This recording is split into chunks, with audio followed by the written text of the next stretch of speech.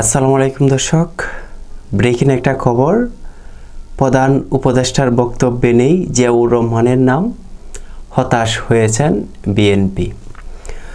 দর্শক, খবরে বলা হয়েছে ২৬ মার্চ উপলক্ষে অন্তর্বর্তী সরকারের প্রধান উপদেষ্টা ডাক্তার মোহাম্মদ ইউনূসের ভাষণে হতাশা প্রকাশ করেছে বিএনপি। বিএনপির মহাসচিব মির্জা ফখরুল ইসলাম আলমগীর এই হতাশা ব্যক্ত করেন।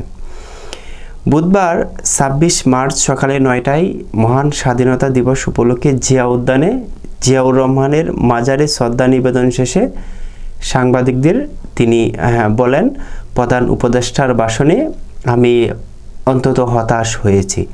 তিনি নির্বাচনের রুটম্যাপের কথা বলেনি।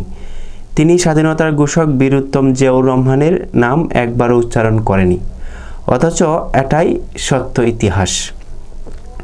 মির্জা ফখরুল ইসলাম আরও বলেন, আমরা আবারও চাই না আওয়ামী লীগ যে ইতিহাস বিকৃতি করেছে সেই ইতিহাস আবারও বিকৃত হোক।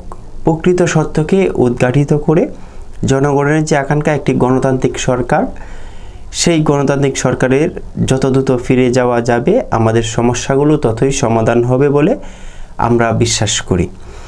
ফ্যাসিস্ট আওয়ামী লীগের নির্যাতনের বিবরণ তুলে ধরে বিএনপির মহাসচিব বলেন, একটা ফ্যাসিস্ট সরকার হাসিনার নেতৃত্বে আওয়ামী লীগ এই জাতির উপর নির্যাতন চালিয়েছে, হত্যা করেছে, গুপ্ত হত্যা করেছে, গুম-খুন করেছে। জুলাই আগস্টের ছাত্র জনতার অভ্যুত্থানের মধ্য দিয়ে আমরা আবারও গণতন্ত্রকে ফিরে পাওয়ার সুযোগ পেয়েছি। আমরা আশা করব অন্তর্বর্তী সরকার দ্রুত নির্বাচনের জন্য প্রয়োজন ন্যূনতম সংস্কারগুলো করে নির্বাচনের ঘোষণা দেবেন। দর্শক, বিএনপির মহাসচিব মির্জা ফখরুল ইসলাম আলমগীর অন্তর্বর্তী সরকারের প্রধান উপদেষ্টার বক্তব্যে তিনি হতাশা ব্যক্ত করেছেন। প্রধান উপদেষ্টা ভাষণে জিয়াউর রহমানের নাম তিনি বলেননি, নির্বাচনের রুটম্যাপও দেননি। সেই কারণে মির্জা ফখরুল ইসলাম আলমগীর হতাশা ব্যক্ত করেছেন।